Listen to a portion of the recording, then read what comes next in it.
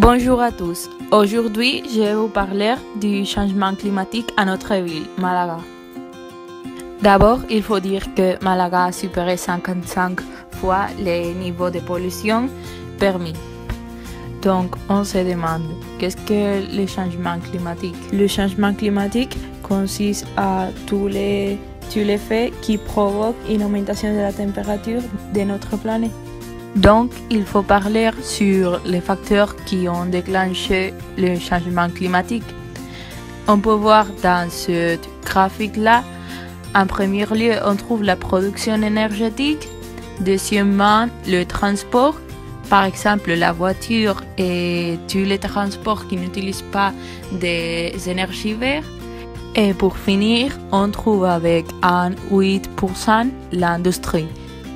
C'est important de dire que ce graphique nous montre la situation à Malaga, pas d'ailleurs. Aussi, le transport, c'est un moyen très polluant, car on utilise de nos jours trop la voiture, mais pas le vélo. Particulièrement à Malaga, les voitures et tous les transports qui ne sont pas verts sont très habituels, mais on peut observer aussi des serres pour les vélos et des pistes cyclables pour améliorer l'utilisation des vélos. À Malaga, par exemple, on peut utiliser des vélos en payant 1 euro par heure et après on les rendrait à leur point d'origine. Après, on les a utilisés. Si on ne met pas fin au changement climatique à Malaga, ça sera la situation de Malaga dans 100 ans. La mer augmentera presque 100 ou 200 mètres et si on ne met pas une intervention écologique qui aide à l'éradication de ces problèmes, cet événement affectera les zones qui se trouvent proches des musées Thyssen ou Pedregalejo. Comme conséquence, beaucoup des animaux et des plantes seront disparus car quand l'eau sera présente chez eux, bien ils s'adaptent ou bien ils vont mourir. De plus, la pollution n'est pas seulement une chose physique, il faut parler aussi du tourisme à Malaga. En Andalousie, Malaga c'est la ville qui reçoit le plus de touristes avec 24%.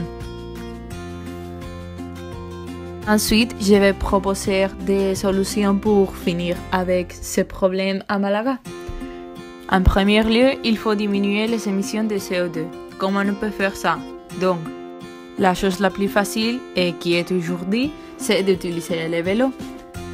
Mais il y a un argument contre cette solution, car si on met plus de pistes cyclables, les habitants n'auront pas de lieu pour passer dans la rue. Pourtant, une autre solution, c'est de mettre des lampadaires qui fonctionnent avec les vents dans le paseo maritimo de Malaga, parce qu'on trouve des espaces qui ne sont pas utilisés pour rien et on pourrait les profiter pour améliorer l'état de notre ville.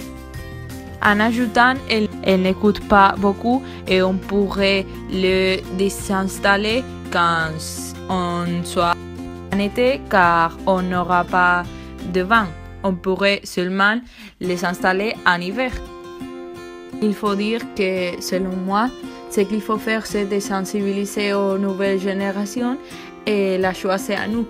C'est-à-dire, si on peut réduire l'utilisation des énergies qui polluent beaucoup, on pourrait le faire à la maison par exemple, en éteindre les lumières et si chacun met une partie d'aide pour contribuer à finir avec le changement climatique, finalement on trouvera une Malaga complètement verte.